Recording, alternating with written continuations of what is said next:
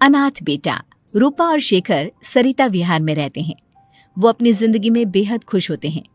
दोनों का शौर्य नाम का एक बेटा भी होता है, जिस पर दोनों ही अपनी जान छिड़कते हैं। शेखर, अब तो आप शौर्य को अपनी गोद से नीचे उतार दीजिए, उसके सोने का टाइम हो रहा है। नहीं रूपा, इसे मेरे पास ही रहने दो प्लीज। मैं थोड़ी देर में इसे बिस्तर में सुला दूंगा। लेकिन कल सुबह आपकी ऑफिस में मीटिंग भी तो है ना, और इसके लिए आपको कल जल्दी भी तो निकलना होगा। जाइए, आप भी जाकर सो जाइए। क्या यार, अभी तो मेरी गोद में आया था मेरा बेटा और तुम उसे लेकर जा रही हो। बाद में कर लेना अपने बेटे से प्यार, अभी जाकर सो जाइए। रूपा शेखर से शौर्य को ले रही होती है कि तभी शौर्य रोने लगता है। शौर्य को रोता देखकर रूपा उसे फिर से शेखर को थमा देती है।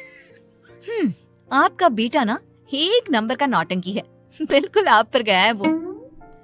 साफ बोलो ना, तुम्हें जलन होती है हम दोनों बाप बेटे का प्यार देखकर।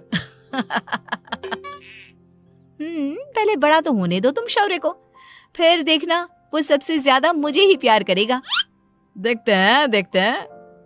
ऐसे ही दिन बीतते चले जाते हैं और एक दिन कैंसर की बीमारी के चलते रूपा की मौत हो जाती है। अब शौर्य 3 साल का हो चुका होता है, जिसके कारण उसकी दादी शेखर पर दूसरी शादी का दबाव बनाने लगती है। शेखर, शौर्य अभी बहुत छोटा है और उसे इस समय एक माँ के प्यार की बहुत जरूरत है। माँ, मुझे दूसरी शादी नहीं करनी। क्या पता जो दूसरी औरत आएगी वो मेरे बेटे को एक माँ का प्यार दे या ना दे। तो रूपा की छोटी बहन वैशाली से ही शादी क्यों नहीं कर लेता? वो तो शौर्य को एक माँ का प्यार पूरा दे सकती है ना। मैंने कहा ना माँ, मुझे दूसरी शादी नहीं करनी, और अपनी ही पत्नी की बहन से तो हरगिज नहीं। ऊपर से अगर रूपा देख रही होगी तो वो क्या सोचेगी? अपने लिए ना सही, लेकिन तुझे शौर्य के लिए तो शादी करनी ही पड़ेगी ना बेटा। शेखर कुछ कहता उससे पहले ही अंजुमन उसे रूपा की कसम दे देती है, जिसके आगे मजबूर होकर शेखर शादी के लिए हामी भर देता है। देखो वैशाली, मैंने तुमसे शादी सिर्फ अपने बच्चे के लिए की है। मैं चाहता हूं कि तुम उसे एक माँ का भरपूर प्यार दो। शौर्य, आपके साथ साथ मेरा भी कुछ लगता है। अगर आप मुझसे शादी नहीं भी करते तब भी मेरा प्यार शौर्य के लिए कभी कम या ज्यादा नहीं होता। शादी के कुछ दिनों बाद ही शेखर की माँ की भी मौत हो जाती है। वैशाली शौर्य को एक माँ से भी बढ़कर प्यार देती है। शौर्य को लेकर वैशाली का यूं निस्वार्थ प्यार देखकर शेखर को भी उससे प्यार हो जाता है और कुछ सालों बाद शेखर और वैशाली का भी लड़का हो जाता है। लेकिन इसके बाद वैशाली का शौर्य को लेकर बर्ताव बदलने लगता है। वैशाली, मैं देख रहा हूं तुम आजकल शौर्य का जरा भी ध्यान नहीं रख रही हो। मुझे पता नहीं था कि आदित्य के होने के बाद तुम इतना बदल जाओगी।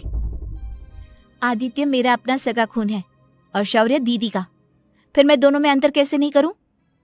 माँ भले ही दोनों की अलग अलग है, लेकिन पिता तो एक है ना। अगर मुझे पहले पता होता कि तुम इतनी जल्दी बदल जाओगी तो मैं कभी तुमसे शादी ही नहीं करता। हाँ, तो किसने कहा था आपसे मुझसे शादी करने के लिए? मैं थोड़ी ना आई थी आपके पास, आपकी माँ ही आई थी मेरे घर आपका रिश्ता लेकर। वैशाली, मुझे तुमसे ऐसी उम्मीद नहीं थी। गुस्से में शेखर अपना पैर पटकता हुआ शौर्य को वहां से लेकर चला जाता है। पापा, मम्मा मुझसे प्यार क्यों नहीं करती? क्या मैं उनका सगा बेटा नहीं हूँ इसलिए मुझसे प्यार नहीं करती? मम्मा नहीं करती तो क्या हुआ बेटा, पापा तो करते हैं ना आपसे प्यार। कुछ दिनों के बाद, आज तुझे खाना पीना कुछ नहीं मिलेगा, चल चुपचाप से अपने रूम में जाकर सो जा। माँ, अब भाई को खाना क्यों नहीं दे रही हो? बेटा तू आराम से खाना खा, इस नालायक की चिंता मत कर। एक दिन खाना नहीं खाएगा तो मर नहीं जाएगा ये। अगर भैया नहीं खाएंगे तो मैं भी नहीं खाऊंगा। तू अपने भाई का भक्त क्यों बन रहा है? ये तेरा सौतेला भाई है, सगा नहीं जो तू लक्ष्मण बन रहा है। माँ, आपको इतना भी नहीं मालूम? श्री राम और लक्ष्मण सगे भाई नहीं थे। श्री राम माता कौशल्या और लक्ष्मण माता सुमित्रा की कोख से जन्मे थे। दोनों के सिर्फ पिता एक थे, लेकिन माँ अलग थी। मुझे ज्यादा ज्ञान देने की जरूरत नहीं है, ये सतयुग और त्रेता युग नहीं है, समझे? आया बड़ा भाई का चमचा। इतना कहकर वैशाली वहां से चली जाती है, जिसके कुछ टाइम बाद शिखर वहां आता है और आदित्य उसे सारी बात बताता है। मुझे माफ कर दो शौर्य, तुम्हारी माँ के जाने के बाद मुझे दूसरी शादी का फैसला करना ही नहीं चाहिए था। अगर मैं दूसरी शादी नहीं करता तो शायद आज तुम्हारी ये हालत ना होती। नहीं पापा, अगर आप शादी नहीं करते तो मुझे आदित्य जैसा छोटा भाई कभी नहीं मिलता। थैंक यू मुझे इतना अच्छा भाई देने के लिए। तुम दोनों हमेशा ऐसे ही साथ रहना, फिर कोई भी तुम दोनों का कुछ नहीं बिगाड़ पाएगा। चलो मैं तुम दोनों को आइसक्रीम खिला कर लाता हूँ, बहुत भूख लग रही है ना। शिखर शौर्य और आदित्य को आइसक्रीम दिलाने लेकर जाता है। वो दोनों को पार्क में खड़ा करके आइसक्रीम लेने जा ही रहा होता है, तभी तेज रफ्तार से आती हुई एक गाड़ी उसे कुचल देती है और उसी पल शेखर की मौत हो जाती है, जिसके बाद शौर्य की जिंदगी नर्क से भी बदतर हो जाती है। सुन रे चिरकुट, इस घर के किसी भी सामान को मेरी मर्जी के बगैर हाथ मत लगाना। इन सब पर अब तेरा कोई हक नहीं है, समझा?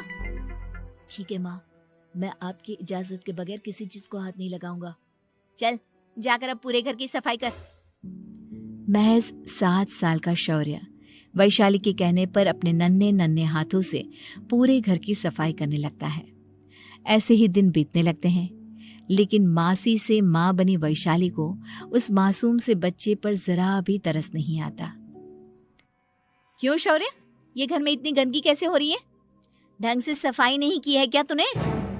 माँ मैंने तो अच्छे से सफाई की थी, लेकिन आदित्य बार बार इधर उधर चलकर गंदा कर देता है।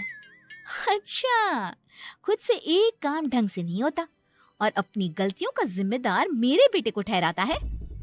इतना कहकर वैशाली बांस का डंडा उठाकर शौर्य को जोर जोर से मारने लगती है।